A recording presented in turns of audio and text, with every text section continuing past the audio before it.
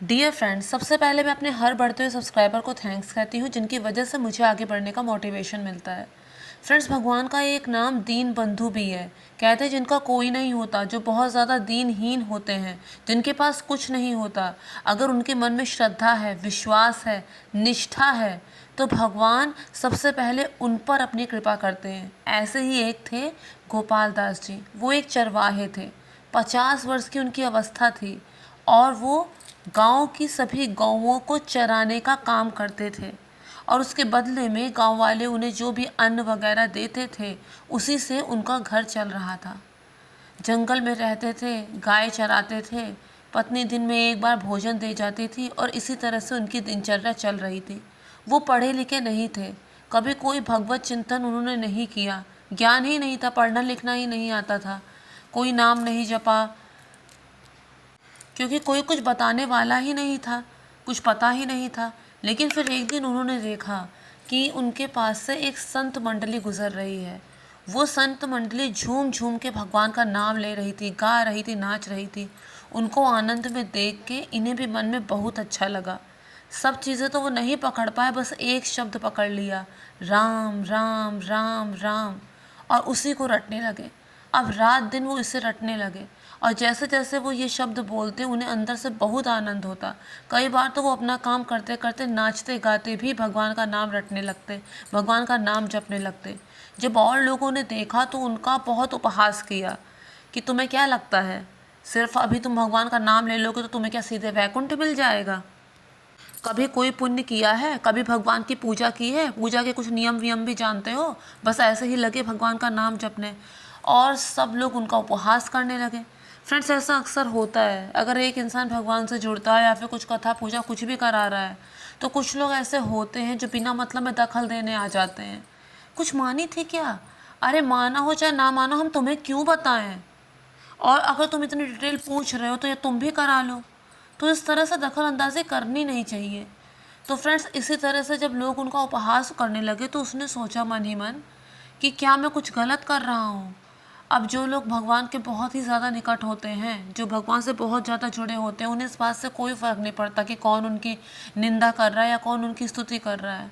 लेकिन इनकी तो अभी शुरुआत ही थी, तो उन्हें लगा क्यों, क्या मैं कुछ गलत कर रहा हूँ? उन्होंने कहा मैंने तो कभी सोचा ही नहीं कि मुझे इसके बदले में क्या मिलेगा। मुझे तो बस बोलने में अच्छा लगता था, मन को आनंद मिलता था, इसीलिए मैं जप रहा था।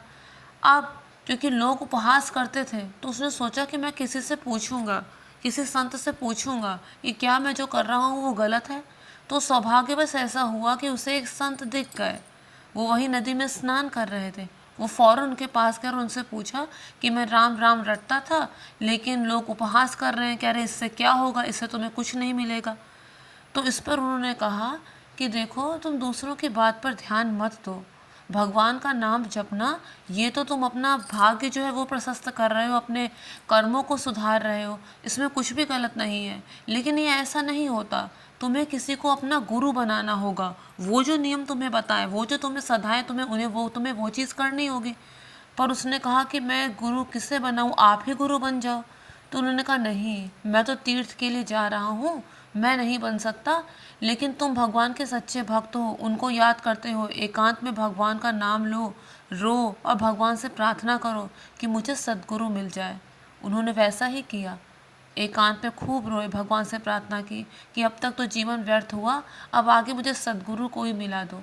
अब क्या हुआ कि एक दिन उनकी इस खोज से प्रसन्न होकर अब क्या करते, दिन भर गाय चराते, कभी पेड़ पे चढ़ के देखते कि कहीं कोई संत आ रहा है कि आना। जब देखो बाट जोते कि भगवान संत के रूप में किसी को भेज दो ताकि मैं उसे अपना गुरु बना सकूं। ऐसे करते करते जब बहुत दिन बीत गए, तब एक दिन उन्हें एक संत के दर्शन हुए। चेहरे से उनके अपार अलौकिक तेज निखर रहा था। हाथ में दंड, संत का वेश, गले में तुलसी की माला। देखते ही उनका मन बहुत प्रसन्न हुआ। तुरंत दौड़ के गए और पांव पकड़ लिए। कहा कि आप गुरुदेव हैं मेरे, आप मेरे गुरु बन जाइए। इस पर उन्होंने कहा कि देखो, ऐसे चलते राह चलते दीक्षा नहीं दी जाती, पहले स्नान करो, फिर एकांत में हम बातचीत करेंगे इस बारे में। उसने कहा कि मैं तो जंगली आदमी हूँ, घर बार में मैं रहता नहीं हूँ, यही पत्नी भोजन दे जाती है, एक अक्षर पढ़ा लिखा नहीं हूँ। आप मुझे यहीं पर दीक्षा दे दीजिए। उसने कहा अच्छा ठीक है, तुम पहले स्नान तो करके आओ। वो स्नान करके आया, फिर बोला कि मुझे दीक्षा दे दीजिए। तो पेड़ के नीचे वो सदगुरु थे और वो और गोपाल दास जी थे, वो बैठे। और उसके बाद उन्होंने बोला कि मुझे दीक्षा दीजिए। तो उन्होंने कहा ठीक है, पहले मैं तुम्हें नियम बताता हूँ। उन्होंने कहा कि देखिए गुरुजी, नियम मुझसे नहीं हो पाएगा, साधना मैं कर नहीं पाऊँगा, मुझे कोई एक ही तरीका बताइए और वो भी आसान। मैं मरता मर जाऊंगा लेकिन उस चीज़ को मैं हमेशा निभाऊंगा, उस चीज़ का खंडन होने नहीं दूंगा। सिर्फ एक चीज़ बताइए, सिर्फ एक बार, जो मैं आसानी से कर सकूं। तो इस पर उन्होंने कहा कि अच्छा तुम्हारे लिए ये सेवा है कि जब भी तुम्हें कुछ पाना, कुछ भोजन मिले तुम्हें, तो सबसे पहले भगवान को भोग लगाना और उसके बाद सबसे पहले गोविंद को भोग लगाना, उसके बाद खुद पाना। बिना गोविंद को भोग लगाए तुम्हें अन्न नहीं खाना है। अब वो चरवाहा जो था बहुत ही सीधा साधा था। वो कहकर तो सदगुरु चले गए, लेकिन उसके दिमाग में वही चीज़ थी। उसने मन में दृढ़ संकल्प कर लिया था कि मरता मर जाऊंगा लेकिन बिना भगवान को पवाए मैं नहीं खाऊंगा। अब एक दिन, अब उसके अगले दिन पत्नी उनका भोजन लेकर आई। अब जैसा कि संत जी ने कहा था कि बिना भगवान को पवाए मत पाना, तो उसने क्या किया, तुलसी का पत्ता लाया, जल छिड़का और भगवान को पुकारने लगा। संत का तात्पर्य ये था कि भगवान की प्रतिमा हो, भगवान की मूर्ति हो, उसे पहले भोग लगाना और उसके बाद खुद खाना। लेकिन वो सीधा साधा आदमी था, उसे लगा कि नहीं, पहले भगवान को ही पवाना है।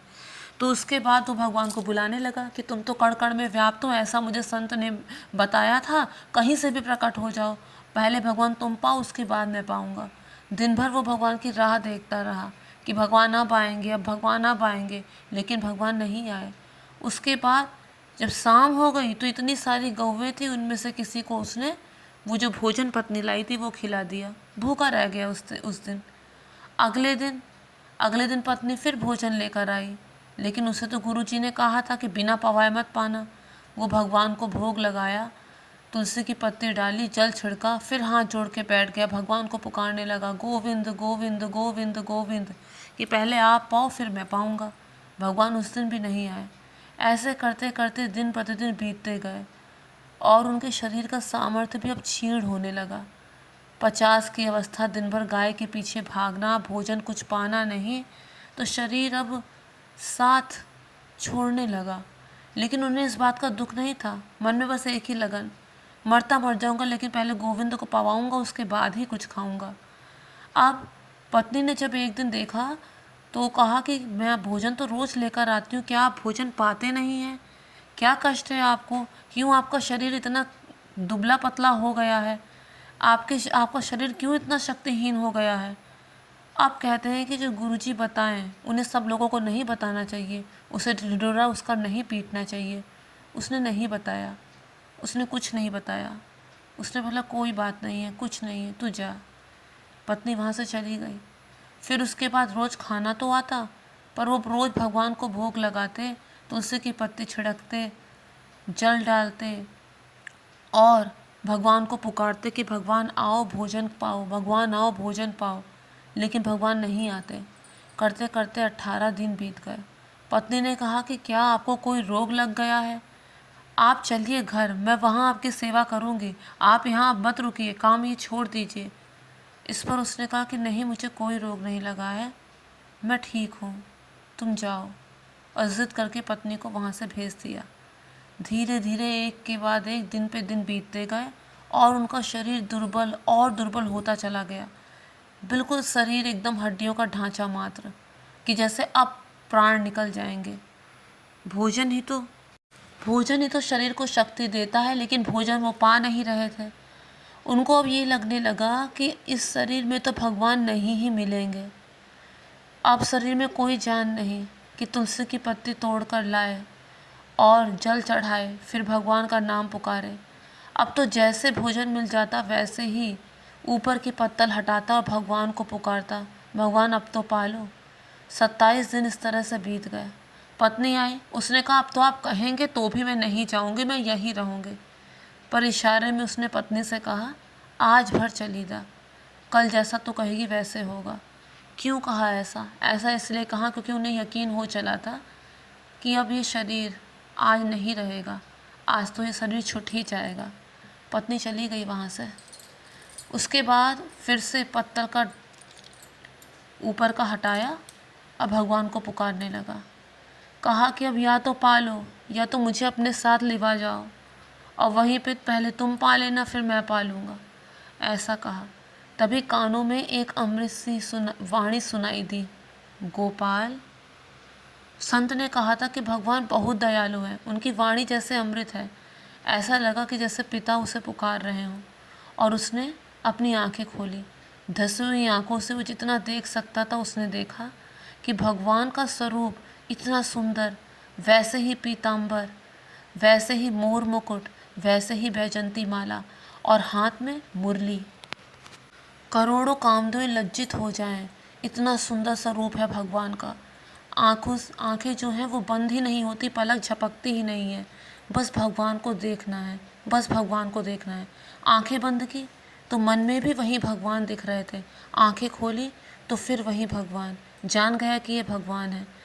अब शरीर में तो ताकत नहीं कि तुरंत दौड़ के जाए और दंडवत कर ले। इशारे से बुलाया कि आप ही आ जाओ। भगवान उसके और पास आ गए। फिर भगवान के दोनों हाथों को, दोनों पाँवों को उसने अपने हाथों से पकड़ा और खूब रोया। उसके आंसुओं से भगवान के जो पैर थे वो धुल गए। भगवान ने उसे उठाकर अपने हृदय से लगाया, बिल्कुल वैसे जैसे कि सुदामा मिलन हुआ था। और उसके बाद वो और रोने लगा। तब भगवान ने उससे कहा कि देख, मैं 56 भोग का भूखा नहीं हूँ, मैं तो श्रद्धा, प्रेम और विश्वास का भूखा हूँ, निस्वार्थ प्रेम का भूखा हूँ। इतने दिन भूखे रह के तूने सिर्फ मेरा नाम जपा है, सिर्फ मेरा चिंतन किया है, अपने गुरु की आज्ञा का उल्लंघन नहीं होने दिया। तेरे कितने जन्मों के, तेरे करोड़ों जन्मों के पाप जो हैं वो इसी अग्नि में जलकर स्वाहा हो गए, और आज तेरा मन एकदम निर्मल हो गया है। भगवान के स्पर्श मात्र से गोपाल हष्ट पुष्ट हो गया। चेहरे से अलौकिक तेज निखरने लगा। भगवान का वो अमृत स्वरूप जो था उसने गोपाल को पहले की तरह ही शक्तिवान बना दिया। इसके बाद भगवान ने उससे कहा कि अब तुझे कोई गाय चरवाने की ज़रूरत नहीं है, तू आराम से अपने घर जा। हमेशा लक्ष्मी तेरा भंडार भरेगी, तुझे किसी चीज़ की कमी कभी नहीं होगी। पीढ़ी दर पीढ़ी तेरा पालन पोषण मैं खुद करूँगा। और इस तरह से कहकर भगवान अंतर्ध्यान हो गए। जैसे ही भगवान अंतर्ध्यान हो गए, गोपाल चौंक गया और वो भगवान को जगह जगह ढूंढने लगा कि अभी तो मैंने जी भर के तुमको देखा भी नहीं और तुम इतनी जल्दी अंतर्ध्यान हो गए। लेकिन उसने तुरंत अपनी आंखें बंद की तो उसने देखा कि उसके मन में भगवान की वही छवि अब भी विराजमान है। उसने सोचा कि मेरे मन में जो भगवान है वो हमेशा है, मैं जब चाहूँ उनसे बात कर सकता हूँ, कोई और नहीं देख सकता, कोई और नहीं उनसे बात कर सकता। इतना सुनकर, इतना जानकर वो खुशी खुशी अपने घर चला गया। निर्मल मन जन सो मोहि पावा, मोहि कपट छल छिद्र न भावा। तो फ्रेंड्स, उम्मीद करती हूँ आप लोगों को मेरा ये वीडियो पसंद आया होगा। अगर पसंद आया हो तो मेक श्योर मेरे चैनल को सब्सक्राइब, वीडियो को लाइक और शेयर ज़रूर कीजिए। Thank you friends, thank you so much.